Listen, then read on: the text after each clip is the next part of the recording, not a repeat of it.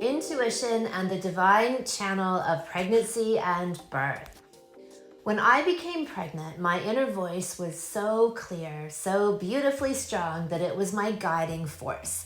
I moved through decisions and pathways guided by a clarity like no other time in my life. It was incredible.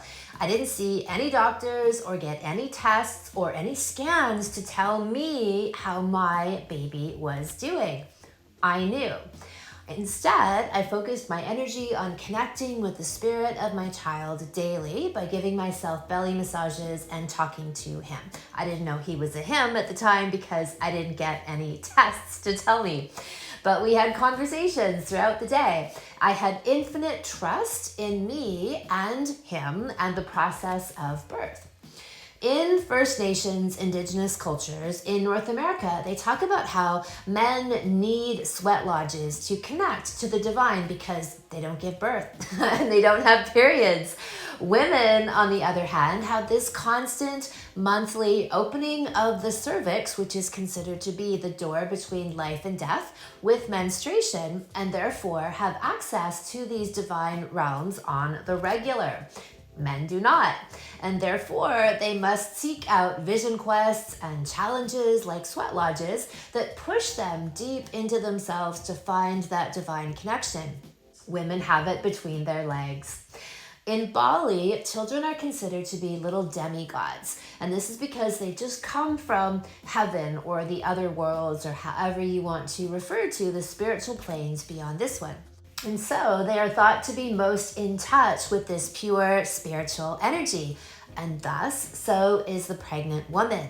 From the moment of conception, she is a vessel and an anchor for this energy to come into the world. I loved being pregnant. I could have been pregnant forever. I loved having this next level, otherworldly, brilliant intuition and connection to the divine. I loved watching my body create completely through its own direction and encoded wisdom, new life. I loved being a vessel for that.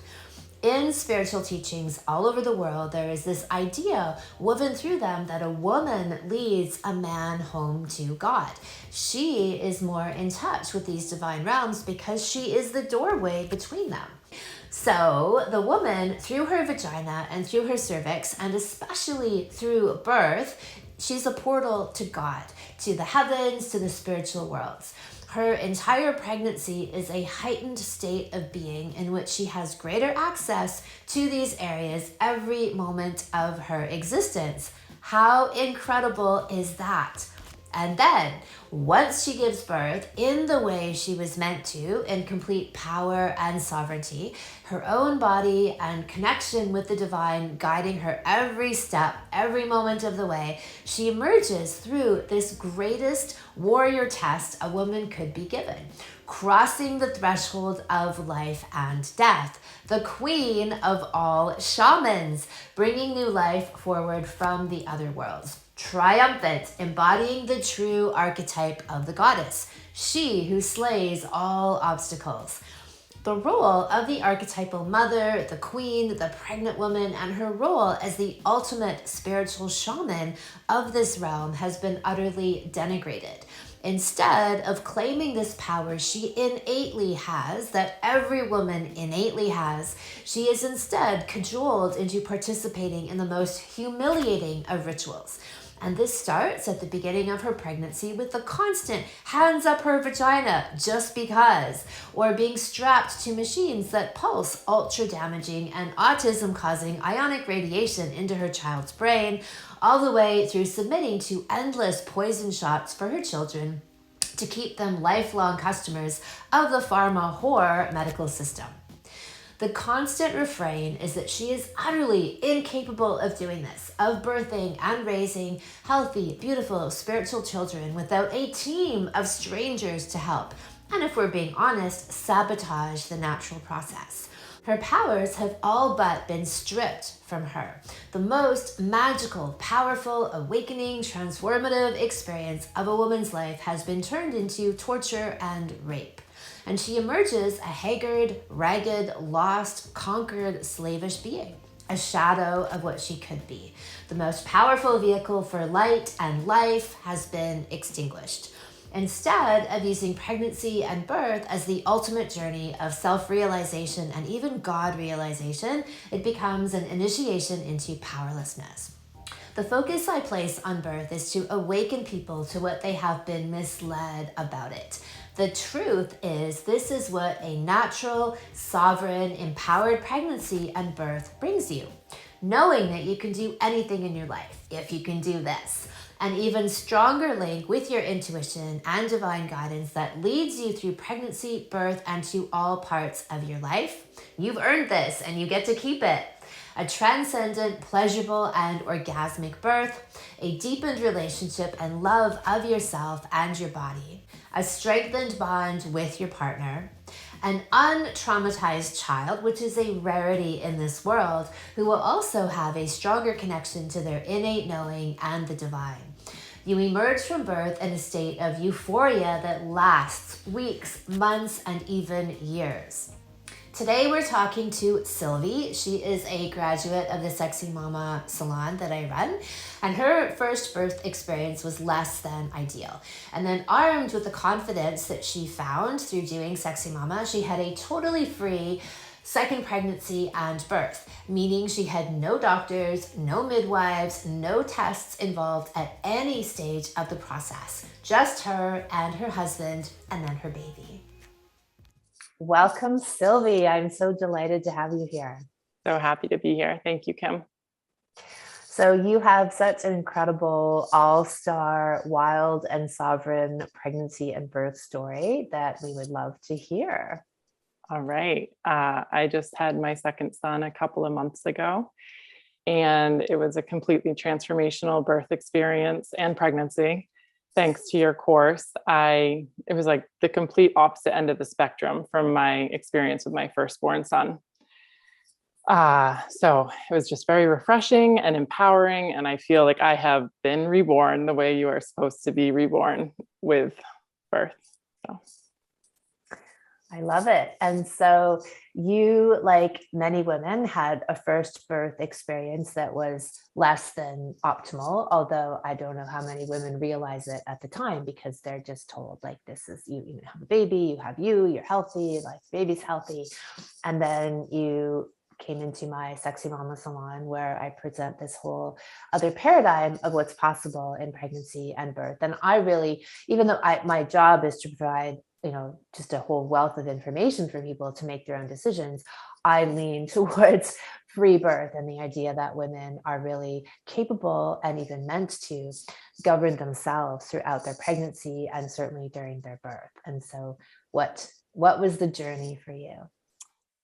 it was definitely easier to make the decision for a wild pregnancy with the state of the world, the complete madness. But so I had started with my first birth at a birth center where I thought it would be respectful. And it very quickly became apparent that it was not, as they were pushing the flu vaccine on me and telling me I needed to get the chickenpox vaccine. So I left their services and found a home birth midwife. And I was naive. I just thought that home birth meant that my wishes would be supported. I wasn't aware of all the rules that they come with and they don't disclose necessarily. So probably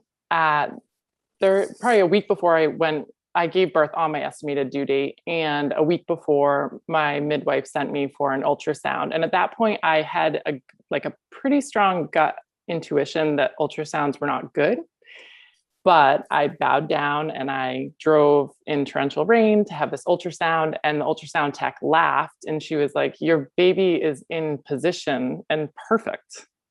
And my midwife had she was like, "I can't find your baby." And I did know deep down everything was fine. But that is just one example of the kind of relationship that we had. It was very much, she was the authority figure, and she always had two other women with her. And so when my sensations began, I didn't even want to call her. I emailed her. And that now in reflection shows me how much I did not want her in my birth space. when they arrived, I had planned on birthing in my bedroom because it's my safe space. I love it. It's where it wasn't where our baby was made, but it's like one of the places we love to like make love, and it's our sanctuary. And I realized very quickly I didn't want them in my bedroom. So we went into a room that we call the healing room to set up the birthing pool. But that was just because I didn't want them in my personal space. And then that was just kind of, it was very quick. It was 4.5 hours. But as right before my son was going to arrive, she told me I needed to get out of the birthing pool because she saw blood. And she told my husband to have our bags ready because she was calling 911. And we were both in complete shock. Like, what the fuck? Everything is fine, we thought. I mean, it's been 4 hours. It's been super easy going and chill. And the EMTs arrived and they looked at her like she was batshit crazy. And they looked at me and they said, "You can birth your baby." And they were very respectful. They left, they went outside. But meanwhile, like in the 9 to 11 minutes of waiting for them, I was forced to be out of the birthing pool. I had to be on all fours. She hooked me up to oxygen. She had one of her assistants like teaching me, coaching me how to breathe. I was hyperventilating probably because I was holding my baby who was pretty much like I was having to prevent my body from doing everything it wanted to do to birth my child. She was telling me I could not birth my child for safety reasons. And it was such a mind fuck.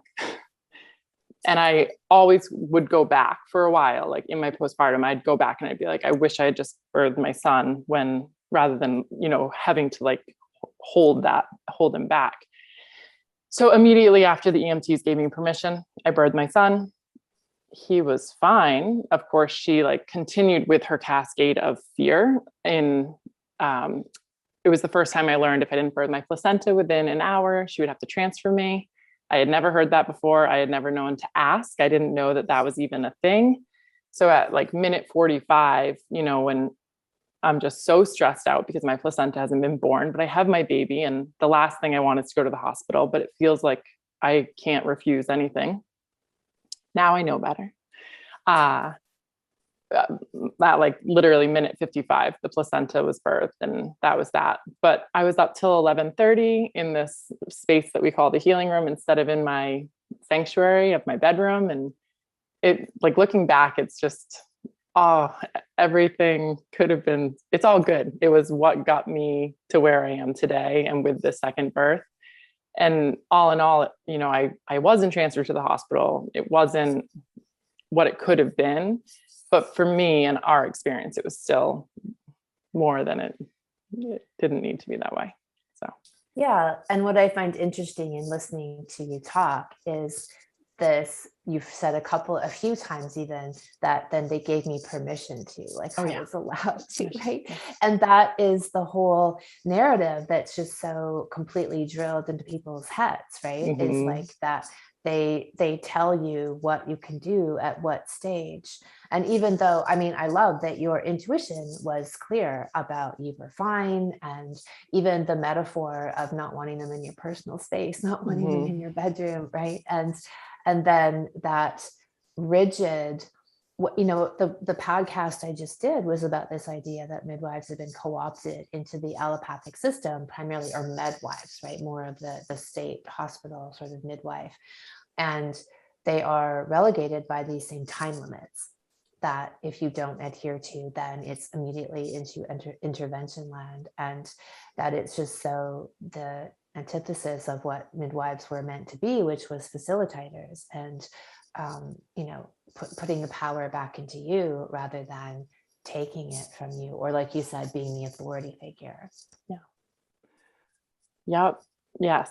And I had like asked for no Doppler monitoring. And of course they chose to do that even, and it was like, you're in this state where it can be hard to fight. But I was very much in the mindset of all of my programming from my childhood, all the movies I had seen, all that I had ever heard about birth. I was doing it right by having the home birth midwife. Of course, she was going to keep me safe, me and my baby safe. I didn't know. Right.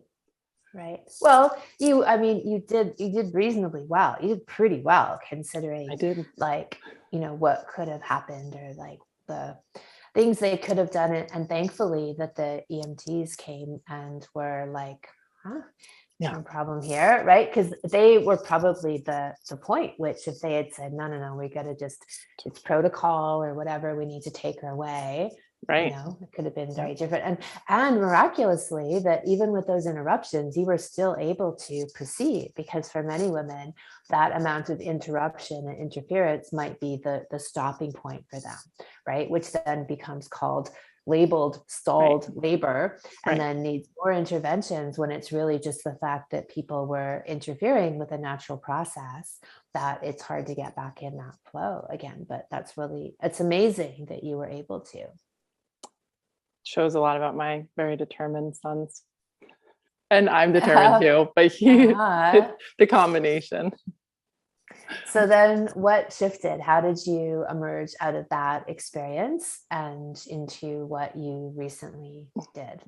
I was in a pretty dark spot, even though I was like showered with love and meals, and my postpartum could have been considered really supported and blissful. I went into a period of just like complete confusion around the transformation into motherhood, but I always wanted to be a mother. So it just didn't really make any sense, like why I was struggling so much.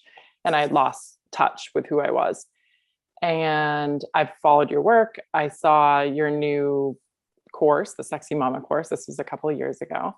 And I emailed and I said, is this appropriate? Even though I'm not pregnant, I will be at some point, again. And you guys responded saying, of course, because you have lifetime access and, it's just valuable information regardless of where you're at. And of course, it has like the salons with information on stuff that's so important for when your child is growing up.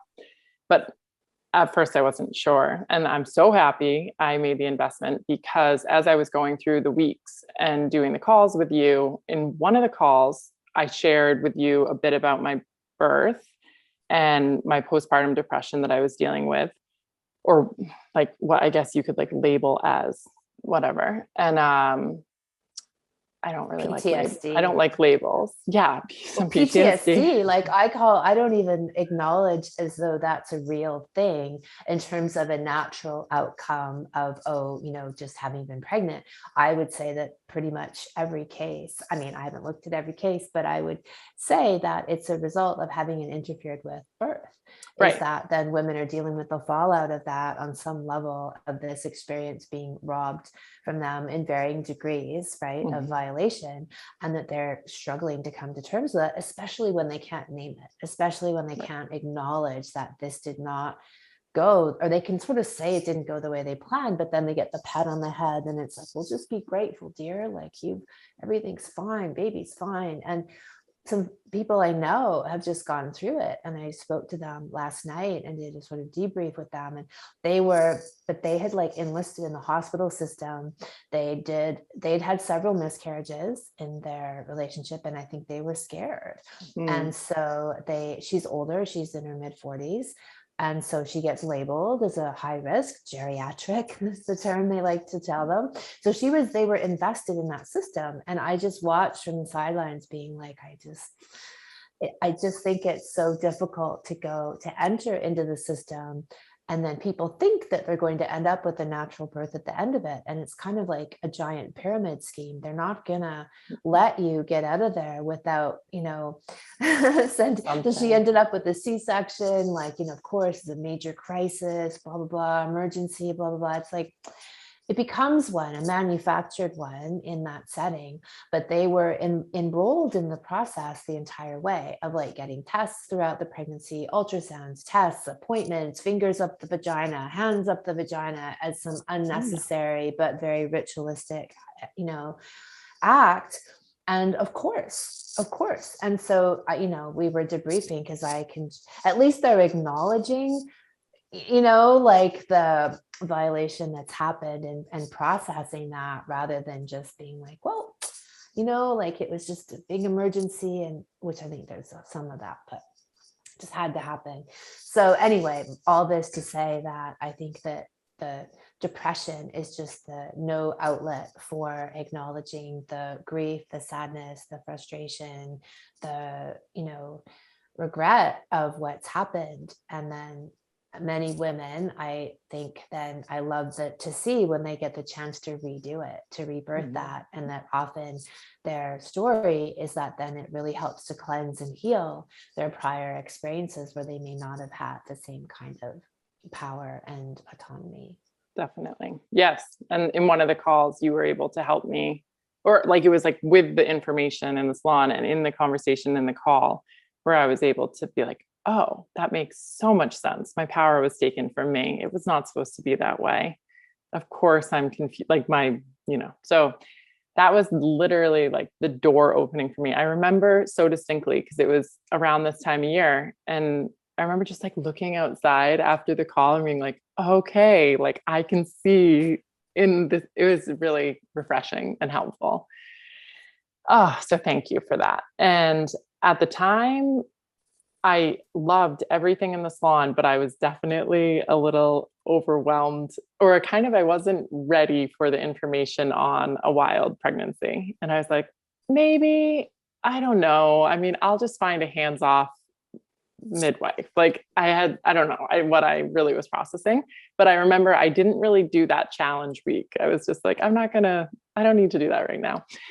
And I did other work, and it was all awesome. And then fast forward to last fall when I was pregnant again and a couple months pregnant, and I was redoing the course and I dove right in, and it was so easy to do. And because I had already been having a wild pregnancy, like from early August when we conceived to when the course was going on a couple months later, like that period was already a wild pregnancy. And I had no intention of going for any support in the medical system.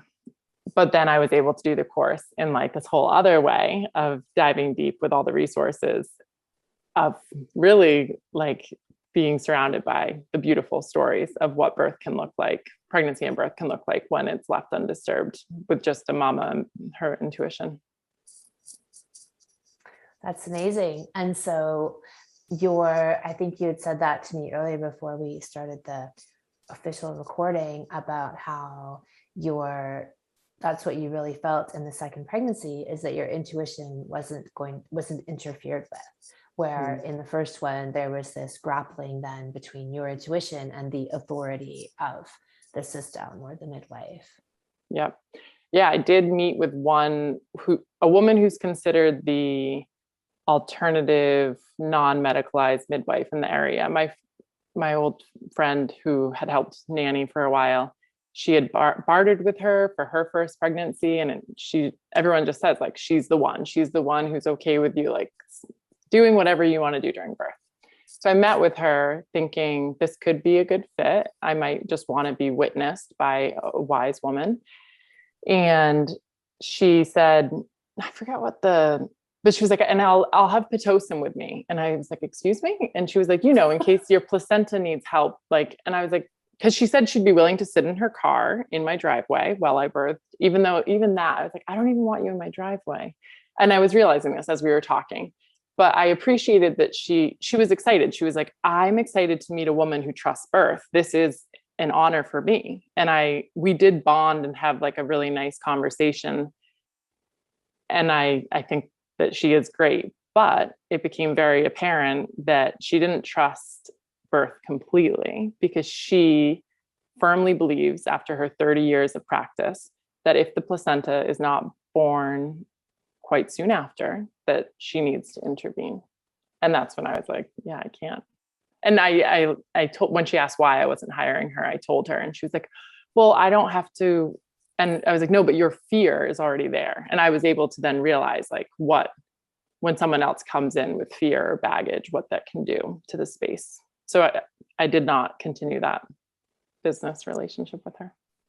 That's amazing. I love that you were able to identify that and then tell her too, and then, because it's like people who have, I'm a pretty extreme person in a lot of ways in my beliefs, and like being very committed to them, right? And so I think that in this kind of endeavor, with a wild pregnancy and a wild free pregnancy, is that you have to be fully committed. You have to know in yourself fully. And if there is any of that doubt, like the whole point of that Sexy Mama program is to do the work and clear any fear, doubt, blockage, ahead of time. And so we've cleared the space, we've feng shuied the space for the birth to just be easy and effortless and without any issues. But without that being done, or anything that's brought into the space is all reverberations and felt in the experience. So you went ahead, so your pregnancy was basically without any kind of monitoring. Right. I just did a lot of different meditation, like where I'd lay in bed at night or during the day, and I'd tune in with my babe, but nothing professional, with no one other than, I guess I did have a blessing way with some wise women who are in the authentic birth keeper realm that I became connected with, again, thanks to your podcast, because you had interviewed Emily Saldea of Rebirth Society and Yolanda Norris Clark. And then I learned about the membership program that Emily runs. And I was able to join that and meet some radical sisters in the area. And they did a blessing way for me. And I got some henna and some belly rubs that day, which was awesome, because I don't have anyone in the area, like my friend group in the area, who's like really into that stuff. So that was awesome to have. That's hilarious that you're like, I said, did you have any monitoring? And you're like, well, I had a blessing way. Like they that was like the closest like touch that I got. It was great, other than my husband and my son. Yeah. The closest thing to any kind of outside influence, which isn't, I wouldn't even call it that. That's just a whatever community experience. So then how did you go into the birth? How was that? I had been doing some meditation work with a woman who I guess like one thing I do want to add to my story is just that my husband fully supported me. He was the one who had proposed home birth with our firstborn. And so he fully supported the idea of me going without anyone medical, but he was definitely still struggling with a little bit of the PTSD from what we had experienced with our firstborn.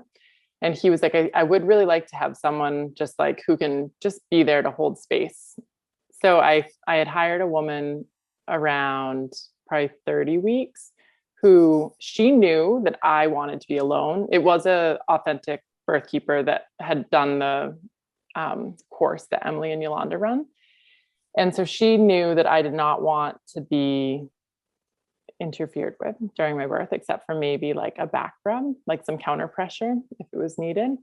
But that I was really hiring her because my husband just needed someone to like bring the energy down. Like he's good at grounding, but he can very quickly like come up and when things get exciting. So, but what was great is even though because I had voiced that I didn't actually I wanted to do it alone. My birth was only at 1:15 a.m. I was woken up and he was born at 3:30. So she wasn't even here. So I got kind of my wish, but I got to do like meditations with her and some unpacking before. Between that and the work from Sexy Mama and the audio that you provide, like with our words, and then another meditation, I felt really clear about the birth. Like I knew it was going to happen at night. I felt okay if it happened during the day and my son was awake, it wasn't a big deal, but I felt confident that it would happen at night and it would be really quick. But I was also okay if it was going to be 3 days, that was fine. And we had like back-to-back birthdays in our family and it was just a little chaotic. And my husband's birthday was on the 5th. And then literally at midnight, I woke up and I was like, that could be something. And I went back to bed and at 12:45, I woke up and I was like, that was definitely something. And that was on just like I like to joke, it was like my son literally waited for his own birthday right after his Oh, dad. So I love that. You know, when you say that about, it sounded like you had the intuition it would be nighttime, or like I've heard a couple times now women talk about how um, you know, they were going to bring in an outside influence, but when, or because they maybe had just a residual, like you say it, like from your partner or their own residual fear, but they also knew they could do it, and so they construct their birth in a way that that person can't come. yeah. like Yep. like somebody I just interviewed gave birth in a car. They were Love it. on the way to the hospital and they had to stop and pull over, and the husband comes around the side of the passenger seat where she is and looks, and the baby's head is already out looking at him blinking, right? Oh my And then they gosh. just pull it out. And so it just, you know, it's come to me that women will then create these things if they're, for whatever reason, not quite there, but pretty close, right? 99%. And Mm-hmm. then they've put this little safety net there that they just manufacture a situation, create a situation where they don't need it. Oh yeah. I didn't wake my husband up. I did not want, I love him so much, but it's like, I just, I can do this alone. Like I'm going to do it alone. I don't, and by the time he woke up eventually and he did a little counter pressure, he tried lighting a candle and I looked at him and it was as if someone turned like the brightest light on in the room. And I was like, what the fuck are you doing? Or I said like, blow that out. I don't know exactly what I said. And, and then I saw he had his phone and I was like, what are you doing? And he's like, I'm texting our, like the woman who was coming. And I was like, what? Like, why? Like, so he knows already for our next baby, like he can just literally just not worry. I mean, he knows now, like, to just really leave me alone. I guess I didn't go over that enough with him, but it was great. It was literally only like the last 45 minutes. And he was so sweet.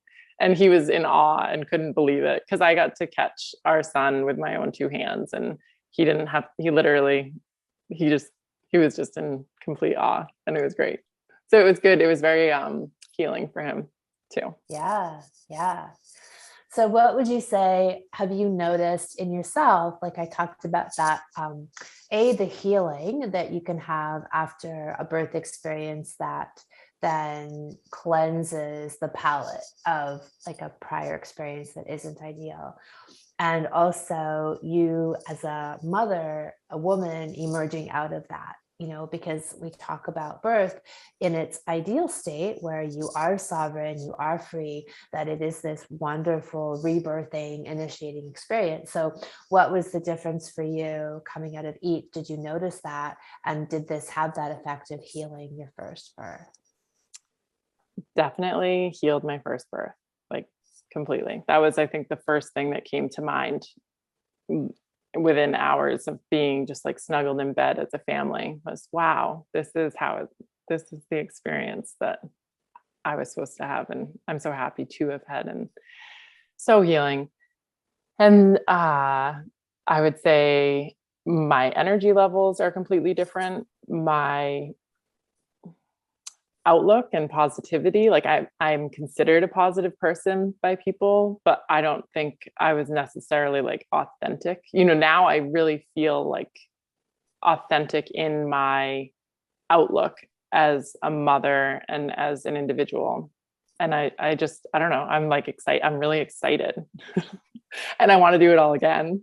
It was just awesome where I'm like, yeah, I totally want to do that again. And I would love to tell everyone my story. People generally don't necessarily, they're kind of like, what? Because people are so brainwashed to believe how it should be, like all the interventions and the discomfort. So I feel like I shed a really old skin and I feel great. And how many months postpartum are you now? How old is your baby? Exactly five as of like 2 days ago. You look radiant. Thanks. I feel, and I'm so in love. I've always, obviously, like I love my kids, but I'm just like so in love. I'm like, oh, this is how It's just all there. There's no that weird baggage that I had like kind of been carrying before. So. And that's interesting because I think that so many people live with that baggage and they have no idea where it comes from. And that's why this has become a major focus in my work, is that in a couple's relationship, in even their sex life, the trauma that they sustain in a more intervention oriented birth is massive, but nobody understands that or acknowledge or even knows that to look there as a source for that. And that's why I do a lot to bring that attention and to reframe what it can be for people as the ultimate cumulative orgasmic act out of their sex act. So anything else that you want to share about your journey and how you've emerged, and any advice you would give to women? I would say definitely dive deep into your course, any of them, but the Sexy Mama one, if you're pregnant or going to be pregnant or you were pregnant, any level, it's just so helpful. It goes through so many different stages in life, and all of that was awesome. I'm super grateful for you for opening the door for me, because I wouldn't have discovered, I'm not on social media, and like, I just don't know if I would have discovered these other resources and outlets, and your podcast and your courses have really just been huge for me. Like I said earlier, I think before we were recording, my son knows your voice. My 4-year-old, he really knows your voice because it's so common. I love that. I love that. Yeah. So thank you. And it's great just to have it is like all like your recent podcast on how to talk to children about sex. It's like all these things where you're just like, yeah, how do I raise my children? Because I got so many wrong messages and just like fucked up shit from my childhood and the people, my family or the people around me. And no one meant to do it on purpose. It's not, they didn't know, but so I'm excited to have the resources from you. So thank you so much. My pleasure. I'm so glad to see it and to watch the evolution, and for people the courage, right? Like, I'm so impressed and in awe of the courage that women have to step out of the system, because there is so much programming. And so to step away from all of that and to operate in full faith of the power and ability of your own body is immense. So yes, and it's great. I mean, I love growing and expanding and just saying and realizing, okay, like that is possible. Because it felt intimidating early on, and then when I got pregnant, it was like, no, that is so right for the second time. Well, I think too, like what I felt when I was pregnant is this, like I felt like my intuition was even stronger as a person, right? Like I just had so much clarity about what I needed to do. And maybe because I was already at a stage where I'd been on a growth journey for a few years, and was on this path of eating organic food and like living out in nature. And so I was opening up the channels for that level of intuition to be a daily thing, a regular thing, moment to moment thing. And then becoming pregnant, I feel like just heightened that, where I was like, this is so amazing. Like my body knows exactly what to do. Like I don't need to interfere. I don't need to do anything other than just allow it to emerge and that wisdom to emerge. So it was really clear to me. And I thought that, and I guess like when I hear women talk about like being, they hated being pregnant, right? And I was like, how could, like, to me, the only way I can see that is if they already have a really difficult relationship with their body, and it's difficult for them to be in their body, right? They're quite dissociated from their body. And so because pregnancy brings you right in, or it's meant to, that they can't deal, right? That's really awful for them. I think that's exactly right. When someone's disassociated or they have trauma that's unresolved, they don't like pregnancy. I love being pregnant. It's great. Yeah. And the spiritual like awareness piece is so true, because I think I was just not fully I wasn't fully in my power, like as a person when I got pregnant the first time. And then I hired the midwives, that whole story. But the second go around, what a difference. And you're right. Yeah. Your intuition is like so much more clear. I know, I kind of Psychic wish that powers. pregnancy state could last forever, right? But Yeah. but I think when you have an empowered birth, it does. Like there is a massive carryover. Maybe it's not quite as heightened, but those gifts of the intense the real connection to your inner voice and being in tune with your body, and then that sense of power and knowing that you're this divine channel, I do think that that carries over. Like you're wearing that now, right? Like you become that, you emerge as that newfound and fully owned person. I agree. I think that it definitely carries over. Totally. Yeah. Thank you so much for all of it. Which experience would you rather have? You get to choose. The other big lie is that birth is such a random, out of your control endeavor that you are simply at the mercy of whatever fate throws at you. Nothing could be further from the truth. You can seize the power and create the pregnancy you want and create the birth you want, but it doesn't come without effort. The programming and hysteria around birth is massive and it can seem daunting. But you can rewrite the entire story from the depths of your cells, going further than the superimposed trauma that's been deposited there, down into the wisdom and knowing that every single creature on this planet has. Naturally. My Sexy Mama Salon is all about how to get there. We strip away the programming and the brainwashing to bring you back into your center and your power to know that you alone, you with a partner, have every iota of knowledge and wisdom within you to do this and to make it the most orgasmic, self-defining, rebirthing moment of your life. Check out the Sexy Mama Salon at kimanami.com. Look for Sexual Savant Salons and then click on Sexy Mama. The salon is open now for registration.